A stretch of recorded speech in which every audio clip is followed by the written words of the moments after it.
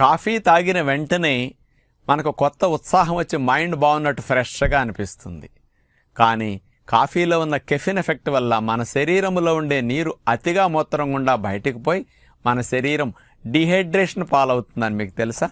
ఈ dehydration condition వల్లే తలనొప్పులు, మాడు నొప్పులు, యూరినరీ ఇన్ఫెక్షన్స్, మంటలు, పొట్టలో కడుపులో మంటలు, అట్లాగే మనకి వేడి చేసినట్టు లక్షణాలు రావటము, బీపీ పెరగటము, ఇట్లాంటి లో బీపీ రావటం, ఇట్లాంటి అనేక సమస్యలకు ఈ కెఫిన్ సైడ్ ఎఫెక్ట్స్ కారణం అవుతూ ఉంటాయి.